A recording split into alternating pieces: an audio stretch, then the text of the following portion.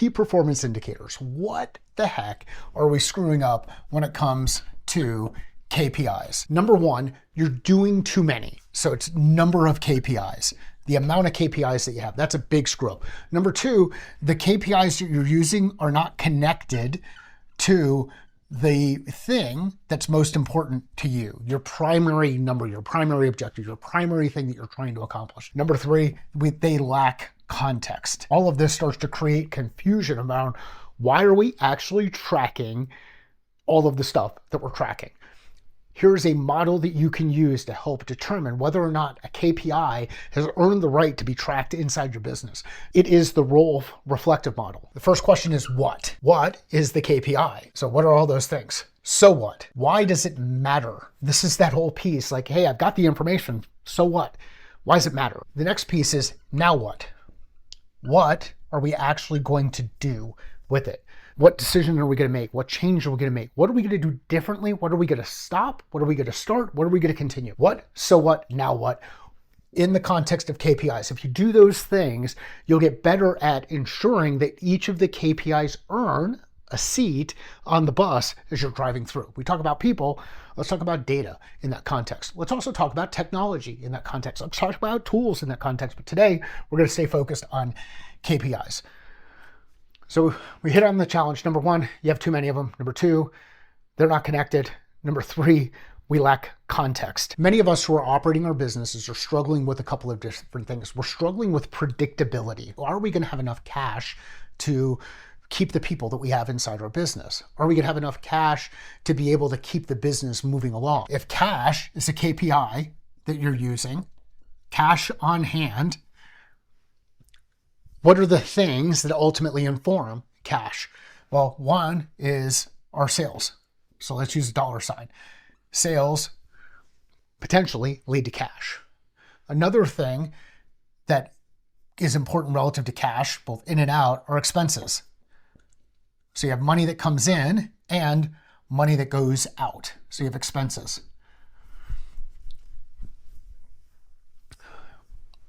From a sales perspective, let's talk about how we can look at specific KPIs to understand where our opportunity is to make a change happen. What are some personal KPIs that you can have as a sales rep, or KPIs that you can put in place as a business leader to understand what is happening on this side of things? Not necessarily on the expense side, but on the sales side of things. Number one, pipeline created.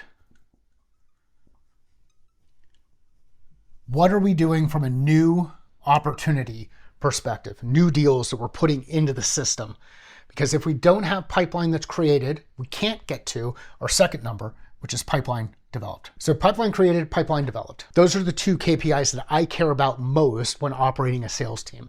Here's the reason why I care about these numbers. Pipeline created is a leading indicator to pipeline developed. You have to create it before you're going to actually develop. Pipeline developed is a leading indicator to sales, sold, what you've actually sold. Like as it develops, you get to a point where something is sold, that last stage here.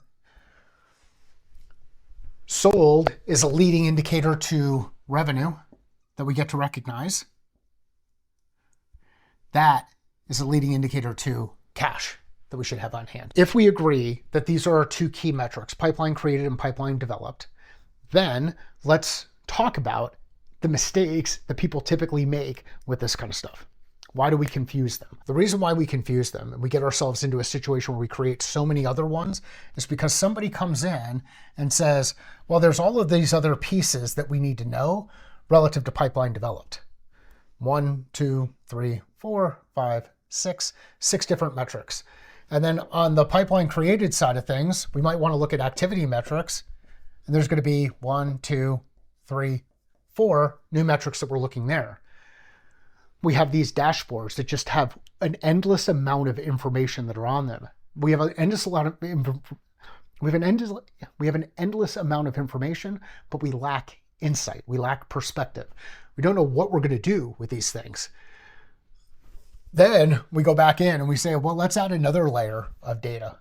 Let's add a third layer of data and completely disconnect from the two most important numbers from my perspective, the two most important numbers from my perspective relative to how we build and how we operate and how we measure the effectiveness of our teams. If we're not creating pipeline, then we can look back at some of these numbers.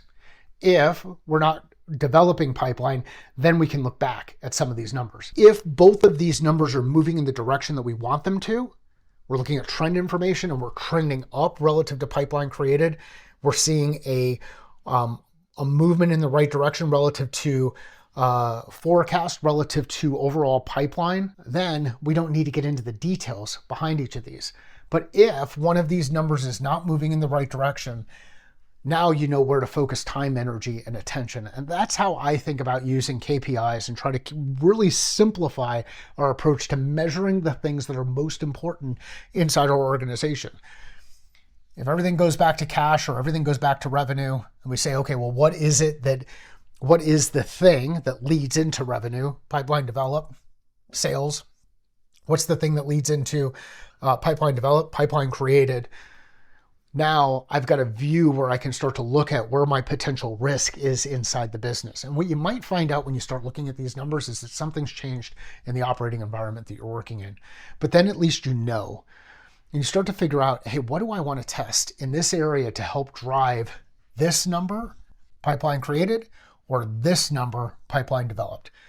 That's how I think about simplifying the approach when it comes to identifying specific KPIs that help us get a better sense for how the health of the business, pipeline created, pipeline developed, and then ultimately revenue performance inside the business. When you look at this could all create some stuff that looks really, really complex.